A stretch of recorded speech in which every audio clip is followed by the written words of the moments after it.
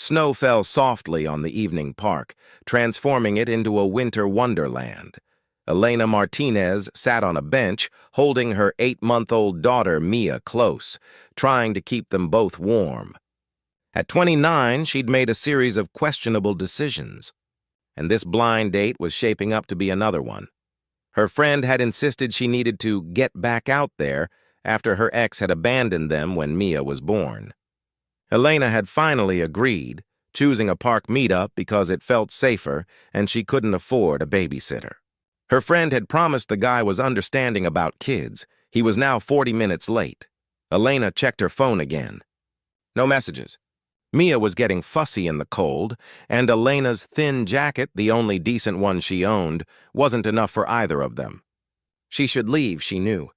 But part of her kept hoping, kept waiting, kept believing that maybe this time someone would show up for her. The temperature dropped as darkness fell. Elena wrapped Mia tighter in her blanket, but the baby was crying now, cold and uncomfortable. Other park-goers hurried past, bundled in heavy coats, barely glancing at the young mother and her baby. "I'm sorry, mi amor," Elena whispered to Mia. "We'll go home soon." "Just a few more minutes. Excuse me, are you all right?" Elena looked up to find a man standing before her. He wore an expensive suit and a long wool coat, clearly on his way home from work. He was probably in his mid-30s with kind eyes and genuine concern on his face. "I'm fine," Elena said automatically, though she was shivering and Mia's cries were getting louder. "You don't look fine. You're both freezing." Without waiting for permission, the man shrugged out of his coat. "Here, take this." "I can't. That's too much. You have a baby in the cold with inadequate clothing. I have a coat I can spare and a warm car 5 minutes away. Please take it." He draped the coat around both of them before Elena could protest further. The warmth was immediate and overwhelming. Mia's cries quieted as Elena pulled the coat tighter. "Thank you," Elena whispered. "I'll get it back to you, I promise. If you give me your address, don't worry about that now. Why are you sitting in the cold with a baby?" Elena felt her face flush with embarrassment. "I was supposed to meet someone. A blind date. But he's over an hour late now, and I should have left, but I kept thinking maybe—" She stopped, hearing how pathetic it sounded. The man's expression darkened. "He stood you up? With you bringing your baby in the cold?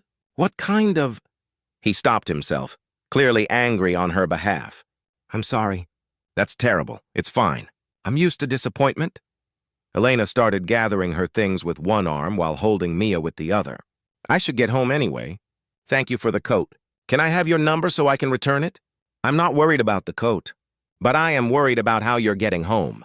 "Did you drive?" "Bus," Elena admitted. "The stop is just 2 blocks away." "In this snow, with a baby, in the cold?" "Absolutely not." "Let me drive you home." "I can't accept. You've already given me your coat. And I'd like to make sure you both get home safely. Please. It's freezing. The snow is getting heavier, and carrying a baby on a bus in this weather isn't safe." Elena looked at this stranger, this well-dressed, clearly successful man who'd stopped to help when no one else had.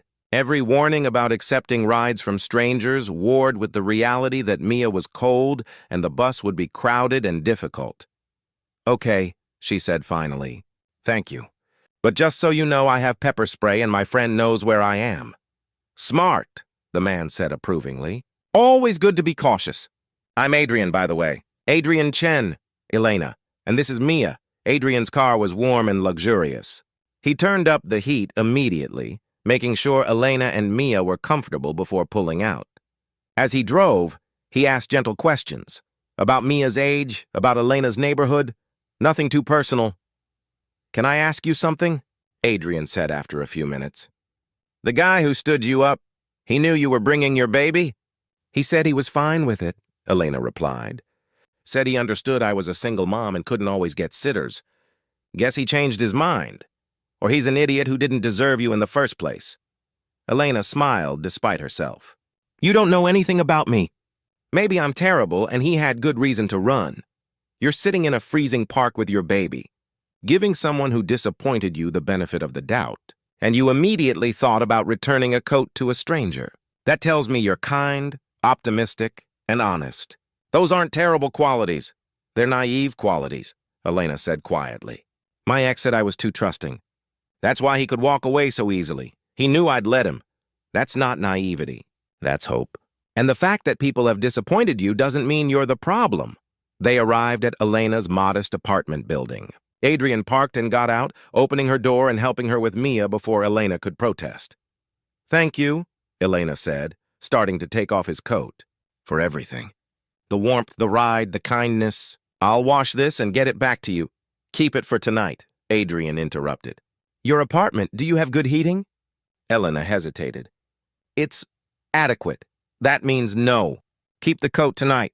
Keep your baby warm. You can return it later. He pulled out a business card. That's my office number. Call me when you're ready to return it, and we'll arrange something. Elena took the card, reading it in the streetlight. Adrian Chen, CEO, Chen Investments. Her eyes widened. You're a CEO and you gave your coat to a stranger? I gave my coat to someone who needed it more than I did. The CEO thing is just what I do for work. It's not who I am. Who are you then? Adrian smiled. Someone who believes that how you treat people when no one's watching is what actually matters. Someone whose mother raised him to help others. Someone who thinks you deserved better than being stood up in the snow with your baby. Over the next weeks, Elena tried several times to return the coat, but each attempt turned into something more. Coffee while Adrian was in the area anyway. Lunch when Elena mentioned Mia had a doctor's appointment nearby. A weekend at the park when Adrian happened to be jogging there. You're terrible at pretending this is coincidence, Elena finally said, laughing as Adrian showed up at her neighborhood coffee shop for the 4th time. Okay, you caught me. I'm not here by coincidence. I'm here because I haven't stopped thinking about you since that night in the park. Because you're kind and strong and you're raising a beautiful daughter alone. Because when you talk about your dreams, going back to school, building a better life for Mia, you light up. I want to be around that light. Adrian, look at my life. I live in a tiny apartment, work 2 jobs, have a baby. You're a CEO. We're from completely different worlds. So, different worlds can meet, can coexist, can build something new together. He paused. Unless you're not interested. If that's the case, I'll respect that and disappear. But if you're saying no because you think you're not good enough for me, then you're wrong. You're more than good enough. Elena looked at this man who'd stopped in the snow, who'd given her warmth when she was freezing, who'd shown up consistently for weeks asking nothing in return. I'm scared, she admitted. Mia's father left us without looking back. He said I wasn't worth the trouble. What if you realized the same thing? Then I'd be as stupid as he was. But Elena, I'm not him. I'm not going to promise I'm perfect or that this will be easy. But I'm promising I'll show up, that I'll see you and Mia and choose you both every day for as long as you'll let me. They dated slowly, carefully. Adrian never pushed, always included Mia, proved through consistent action that he meant what he'd said.